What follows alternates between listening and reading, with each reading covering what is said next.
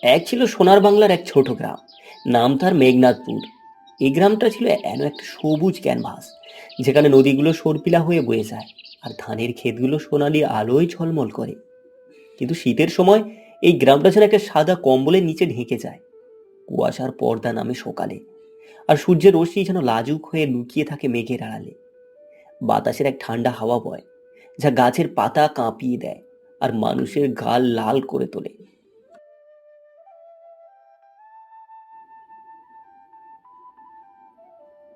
গ্রামের লোকেরা শীতকে ভালোবাসতো, কারণ এই সময়ে গল্পের আসর বসে আর রান্নাঘর থেকে উঠে আসে সেই অপূর্ব গন্ধ, সাদা ভাতের নরম গন্ধ আর মুরগির মাংসের টক জুসি স্বাদ। গ্রামের মাঝখানে একটা ছোট মাটির ঘরে থাকতো রাহুল, একটা 10 বছরের ছেলে। রাহুলের চোখ দুটো ছিল বড় বড়, যেন দুটো কালো আঙুর। তার হাসিটা এমন যে গ্রামে সবাই বলতো, এ ছেলে না হলে শীতটা এত সুন্দর লাগতো। রাহুল বাবা ছিল গ্রামের স্কুলের মাস্টার, যিনি সকালে বাচ্চাদের পড়াতেন আর সন্ধ্যায় গ্রামের লোকেদের সাথে গল্প করতেন। মা ছিলেন ঘরে রান্নার রানী, যার হাতের রান্না খেয়ে সবাই বলতো, এ তো দেবতার ভোগ। কিন্তু রাহুলের সবচেয়ে প্রিয় খাবার ছিল শীতের সাদা ভাত আর মুরগির মাংস। শীতকালে মা যখন রান্নাঘরে বসে ধুসে ধুসে চাল ধোয়, তখন সেই সাদা ভাতের গন্ধটা পুরো ঘর ভরিয়ে দেয়। চালের দানাগুলো নরম হয়ে ফুলে ওঠে, আর তার উপরে ঢেলে দেওয়া হয় গরম ঝোল, যেন একটা সাদা মেঘের টুকরো। আর মুরগির মাংস, ওহ সেটা তো রাহুলের স্বপ্নের খাবার। মুরগির টক জুসি মাংস, আদা রসুনের গন্ধ মাখানো, হলুদে হলুদ আর রং এক টুকরো লেবুর রস ছিটিয়ে খেলে মনে হয় যেন স্বর্গের দরজা খুলে গেছে। রাহুল সকাল থেকে সন্ধ্যা পর্যন্ত এই খাবারের স্বপ্ন দেখত। মা, আজ মুরগির মাংস রান্না করবে তো? হ্যাঁ রে বাবা, কিন্তু শীতের শুরুতে একটা মুরগি পাওয়া যায় না সহজে। ধৈর্য ধর, দেখিস ফসল কাটার পর পাবি। সে প্রতিদিন জিজ্ঞাসা করত। অন্যরকম ছিল। পুজোর আগে একটা বড় ঝড় উঠেছিল, যেন আকাশ থেকে রাগী দেবতা নেমে এসেছে। বাতাসে ঘূর্ণি উঠেছে, বৃষ্টি ঝমঝম করে পড়ছে, আর গাছগুলো উপড়ে ফেলছে মাটি। সেই ঝড়ে গ্রামের অনেক ধানের ক্ষেত নষ্ট হয়ে গিয়েছিল। সোনালি ধানের শীষগুলো পড়ে গেছে জলে, আর কৃষকেরা মাথায় হাত দিয়ে দাঁড়িয়েছিল। মুরগির খামারগুলোতেও সমস্যা, প্রায় সব মুরগি অসুস্থ হয়ে পড়েছিল ঠান্ডায়। ঠান্ডা বাতাস তাদের পালক ভিজে গেছে, আর খাবারের অভাবে তারা দুর্বল হয়ে পড়েছে। গ্রামের লোকেরা চিন্তায় পড়ে গিয়েছিল। রাহুলের বাবা স্কুল মাস্টার। স্কুলের ছুটির পর বাচ্চাদের জড়ো করে বলতেন, এবার তো শীতটা কষ্টেরই যাবে, কিন্তু আমরা তো বাঙালি, খাবার না থাকলেও হাসি গল্প দিয়ে দিন কাটিয়ে দেব। শীতের রাতে গল্প বলে, গান গেয়ে ঠান্ডা ভুলিয়ে দেব। গ্রামের বাজারের মুরগির দাম আকাশ ছুঁয়েছে, আর সাদা ভাতের জন্য লোক লাইন ধরে দাঁড়াতো। রাহুলের মনে শুধু একটা চিন্তা ঘুরপাক খাচ্ছিল, তার প্রিয় সাদা ভাত আর মুরগির মাংস কোথায় পাবে। সে রাতে ঘুমোতে পারতে না, মনে মনে কল্পনা করতে সেই খাবারের স্বাদ। একদিন সকালে যখন শীতের কুয়াশা গ্রামকে পুরোপুরি ঢেকে রেখেছে, রাহুল তার সবচেয়ে ভালো বন্ধু মিনুর সাথে বাইরে বেরোলো। মিনু ছিল গ্রামের অন্য প্রান্তে থাকা একটা মেয়ে। তার চুলের দুটো লম্বা লম্বা যেন কালো সিল্কের সুতো, আর চোখে একটু দুষ্টু ঝিলিক, যা দেখলে সবাই হাসে। মিনুর বাবা ছিলেন গ্রামের কৃষক, কিন্তু এবারে ঝড়ে তার ধানের ফসল নষ্ট হয়ে গিয়েছিল। দুজন মিলে তারা গ্রামের পুকুর পাড়ে বসে গল্প করছিল। পুকুরের জল শীতের কুয়াশায় ধোঁয়াটে, আর মাছগুলো লুকিয়ে আছে নিচে। রাহুল, তুই জানিস আমার বাড়িতে তো এবার শুধু শাক সবজি, মুরগির মাংসের স্বপ্ন দেখলেই মুখে পানি আসে। আরে, আমরাও তো একই অবস্থা। মা বলেছে ধৈর্য ধরো, কিন্তু আমার তো পারা যায় না। শোন, আমি শুনছি গ্রামের বাইরে জঙ্গলের ধারে একটা বুড়ো কাকার বাড়ি আছে। সেখানে একটা মুরগির খামার আছে, যেখানে শীতের মুরগিরা বেঁচে থাকে। ঝড়ের পরেও খামার ঠিক আছে, কারণ সে বিশেষ ওষুধ দেয় মুরগিদের।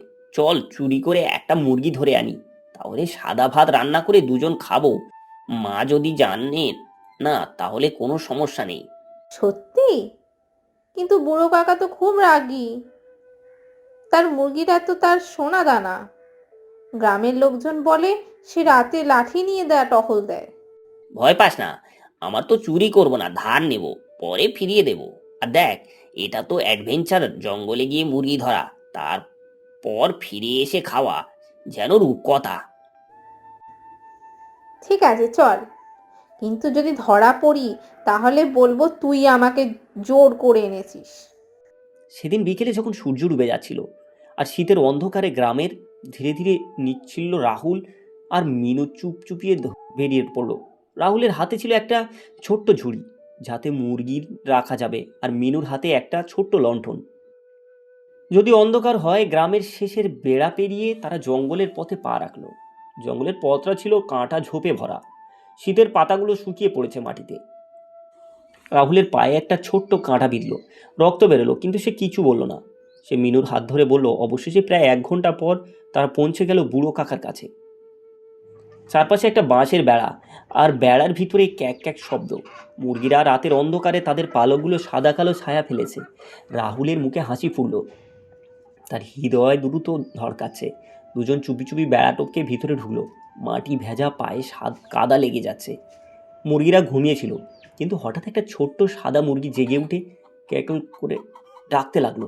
তার চোখ দুটো ভয়ে বড় বড় আর ডানা ঝাপটাতে লাগলো। রাহুল দ্রুত সেটাকে ধরে ফেললো। মুরগিটা তার হাত কাঁপছিল, যেন একটা ছোট্ট হৃদয় তার হাতের মুঠোয় ধড়কাচ্ছে। কিন্তু ঠিক তখনই হঠাৎ একটা জোরালো আওয়াজ। বুড়ো কাকা তার লাঠি নিয়ে ছুটে এলো, আর চোখ লাল, মুখে রাগের আগুন, আর লাঠিটা উঁচু করে ধরা। কে ওখানে? কে ওখানে? চোর! চোর! আমার মুরগি ছোঁয়ার সাহস কার? ও, আমি তো ভাবলাম শীত এলে চোরেরা আসবে। তোমরা গ্রামের বাচ্চারা এত লোভ কেন? ফিরে এসো, না হলে কিন্তু পুলিশ ডাকবো।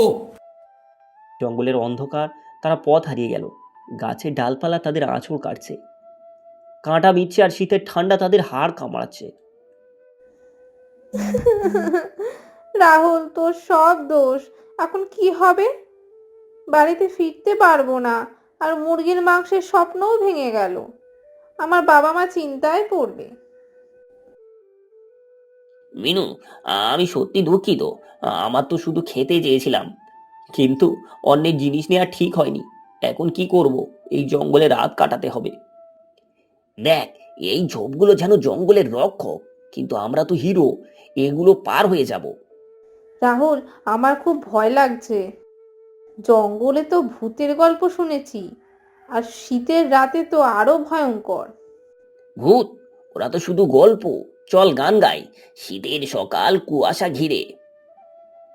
ঠিক তখনই জঙ্গলের গভীর থেকে একটা আলোর ঝলক দেখা গেল, লণ্ঠনের আলো, যেন একটা উজ্জ্বল তারা। তারা ভয়ে একটা গাছের আড়ালে লুকিয়ে রইল, কিন্তু আলোটা কাছে এলো। এটা ছিল একটা বুড়ো লোকের লণ্ঠন। লোকটা ছিল গ্রামের একজন নামকরা হরিদাস কাকা। তিনি জঙ্গলের কাঠ কাটতে আসতেন, আর তার মুখে সবসময় একটা হাসি। কি ওখানে? ছেলে মেয়েদের কণ্ঠ! এত রাতে তোমরা কি করছো? তোমাদের মুখ তো আমি চিনি। রাহুল আর মিনু না? কাকা, হ্যাঁ, আমরা আমরা পথ হারিয়ে ফেলেছি। আরে বাচ্চারা, এর খাবারের জন্য এত ঝামেলা পড়লে? লোভ তো সবারই থাকে, কিন্তু কিন্তু চুরি করে সুখ পাওয়া যায় না। চল আমার সাথে তোরা। আমার বাড়িতে একটা ছোট্ট মুরগির খামার আছে। ঝড়ের পরেও বেঁচে আছে তারা, কারণ আমি তাদের ভালোভাবে রাখি।